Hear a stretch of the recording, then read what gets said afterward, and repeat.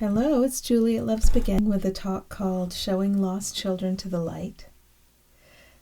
Okay, so the first idea I have is thoughts from ego are like lost children. You hear them, and then you can show them where to go, to the light. The light will take care of them. So this goes for the thoughts we become aware of in our own minds. And something else I'm noticing is that when somebody comes to me with an opinion, and then I start believing I'm different from that one because that one holds an opinion that I don't. And I might even start believing, oh, that one's held back by their mindset. They hold an opinion that I don't hold. That's not true. It's not true. They come to me and they reflect back thoughts in my mind, thoughts present in my mind. And when I find a difference between us, I'm just hiding the thoughts in my mind. And it's not necessary. So I'm starting to learn to not find difference in conversation. If somebody seems to come to me and have an opinion, I can take a look and find an opinion. Like last night, a friend was talking to me. It seemed like he wanted to condemn this robber guy, this person who was stealing. And it seemed to me that I had this idea like the time for condemnation is over, we have to get over it. But then now that I look at it this morning, I can see I want to condemn. That's still active in my mind. I want to condemn. So I get a chance to give that to Spirit, that whole piece. I want to condemn. And that's like a lost child. You help it find the light. And then it disappears into the light, one with the light. And then it never was. It's reunited with its family. That's how it feels. You take these little lost children, these egoic thoughts that you're believing. You give them to home. You give them to the light. And then they can't operate in a way that stops you from seeing that the one you're talking to is the light, is your teacher. It took a while, though. It takes me some time to see this, but I'm really appreciating the opportunity. Okay. It seems, I was thinking about the shooting in Texas at the time I received this. Several days ago, I guess. Okay. So it seems many children passed, and they were helped to find the light and heal there. This includes the one who is said to have caused this. So at that time I was seeing in my mind's eye the idea of what was happening for them at that time. I know this language doesn't make sense because there is no time, but it's like I got shown a little story to help me understand things, and I was seeing what was happening for those spirits who are not separate from me or you. But I was seeing kind of like the timeline of you're not experiencing your earth body anymore, and now what? So it was all good, what I was seeing. This includes the one who is said to have caused this. You can send the children you call your own to the light right now. This does not mean causing any deaths. So I just got that invitation. Send your own children to this light. Stop the idea of control. Stop the idea of judgment. Allow it to go. It's a good invitation for me to get it at any moment. It means putting them in the care of the light. And there was a lot of trust there when I could see that. Then in my bathroom, because I was standing in the shower at the time, the light went out and I felt fear, and I started working with my thinking. I called on Jesus and the light flashed and went back on. So the light was a symbol that I was working with while I was receiving this message, because fear would come up and then I'd sit and stand and allow it would stop and allow the fear to melt and understand what's rational, what's not rational. And then the light would seem to come back on. So that was kind of a fun game. Okay, this next one is long. We have a story to tell you about ones called murderers. Imagine that all of you have many, many simultaneous parallel lives. And in some of those lives, you are very, very relatively good. And in some of those lives, you are very, very relatively bad. So, think of all the Julies there can be in parallel lives. And there's a very, very good Julie, and there's a very, very bad Julie. All right, then. Okay. Where am I here? Imagine that your own resistance to the light is reflected back to you by having companions who do look relatively bad.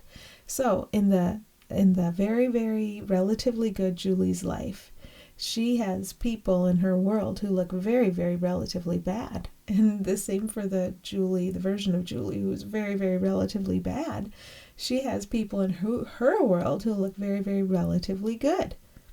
What happens when we let all the parallel realities to just merge? No one has to be relatively bad or good anymore. We don't need to use an image of a relatively bad person outside of ourselves to show up as relatively good anymore. We give that up. It's like an addiction we give up. So this is having events like shootings in the news is a big invitation for us to give up our addictions to thinking, to perception. Okay, let's see, where was I? But look over there at that other parallel life. There you are. You're the relatively bad one, and he's the relatively good one. As you wake up, you see the light and the good and everyone without exception. And then all these parallel existences merge. Then the light went on. It had been off. I was receiving information, right, about understanding murderers, and just to say the word, it has a vibration for me. I'm like, contract away from it. Don't deal with it. No, you gotta face it and allow it to be explained to you, and to let the entire concept go, because the only murderer is the murderer you wanted to see. So I'm really facing that in my daily life. If something is here, I wanted to see it that way. Why on earth would I want to see it that way? I get to figure it out and then let go of the addiction, so I don't have to keep experiencing the repetition. Okay, and there is no more need to see the relative. But if you still see the relative, it is only because you still believe there is a need to see it. And you can look right through to the purity of all the parallel beings at once. And this is their call home. This is your call home.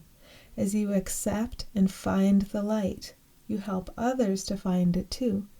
So I had to look directly at, I think his name is Salvador Ramos, and take a look and see what I could see, and look past the perceived past for that one. Look past the body. Look past the personality. Look past what is said to have happened. What I want is what happens in my world. I'm surrounded by what I wanted. And we don't have to blame ourselves for that. We need to investigate and to find our thoughts and to let them go. Otherwise, we just stay in the same addictive cycle. I need to see violence outside of me because I'm unwilling to face the violence inside. I need to see someone to condemn outside of me because I'm unwilling to face that I condemn myself inside. I need to see guilt outside of me because I'm unwilling to face the guilt inside. Well, everything that seems to come that we say we don't want, I wanted it. I can just say that very simply, I wanted it, and I have reasons for wanting it, because what is outside seems to be not me. But I could just confront the need for it and see what thoughts come up and let those thoughts go. It's very simple. You don't have to get any legislation through any legislature to do that. You don't have to blame anyone you call else to do that. You don't need to do or enact anything in the world to look inside your own mind and find out how you want everything that seems to come to you.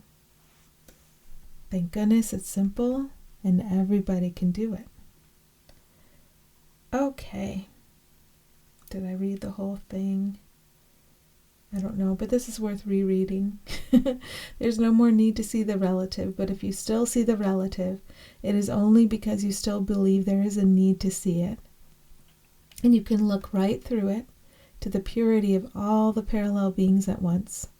And this is their call home. This is your call home. And as you accept and find the light, you help others to find it too. So this is what I can see every event in the world as. It is a call home. And then I get to see how it's a call home, and I get to find out what I can let go of. The short version of this is to say, I see you this way because I believe I needed to see you in this way. Now I am ready to see you as you are. And the light went off and on again at this point. And in the world, I could say, well, we just need to replace the bulb, right? But at the time, this really felt like as I focused and let go, the light would go back on. So to me, it was a useful teaching tool. And then a day later with my daughters, it was operating the same way. And I suggested that we could just wait and be calm and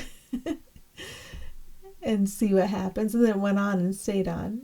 It didn't blink anymore. So I don't know. I think everything's a teaching tool.